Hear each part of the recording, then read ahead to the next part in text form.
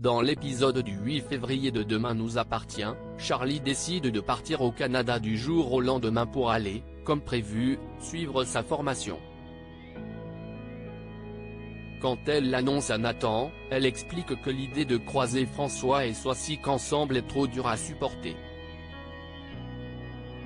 Alors qu'elle prépare ses affaires, elle reçoit justement la visite de François, qui a appris grâce à Adam qu'elle partait. François lui avoue qu'il a embrassé Soisic quand ils étaient encore ensemble et qu'il est désolé. Charlie regrette toujours leur rupture et souligne qu'elle ne pense pas que ce soit une bonne idée qu'il se soit remis avec Soisic. Le soir venu, Christelle et Sylvain organisent une soirée pour le départ de Charlie. Nathan, Gabriel, Adam et Amel sont venus lui dire au revoir. Après la soirée, Charlie s'endort sur le canapé et se remémore tous ses grands souvenirs à 7. Ailleurs à 7, Mélodie parle à Audrey de son date avec Georges, après lequel il ne cesse rien passer de spécial.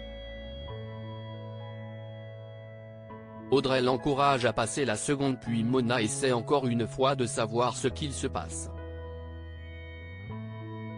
Connaissant Georges, elle demande même à Audrey de parler à son fils pour lui dire de sauter le pas. Audrey profite donc de la présence de Georges au comptoir du Spoon pour lui parler, ce qui le met mal à l'aise. Cependant après avoir eu les avis de Nordine et Karim, il se décide à aller voir Mélodie en plein cours pour l'embrasser.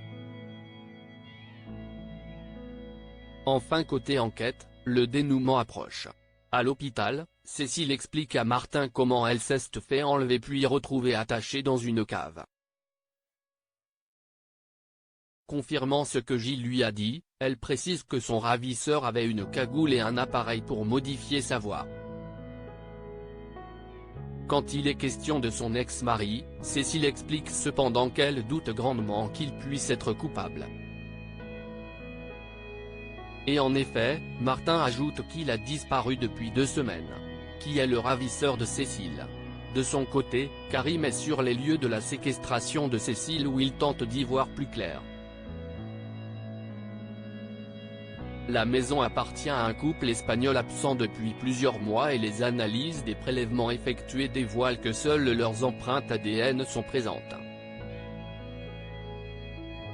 Le ravisseur n'a laissé aucune trace de lui qui aurait pu permettre de l'identifier. De retour à l'hôpital, Marianne s'excuse auprès de Gilles d'avoir accusé Cécile d'être partie ou d'avoir voulu l'arnaquer, ce que son frère apprécie grandement. Plus tard alors que Cécile s'apprête à quitter l'hôpital, elle croise un brancard avec le patient dont Chloé et Nord se sont beaucoup occupés, le mari d'Agnès. Et elle reconnaît son ex-mari Christian Offray.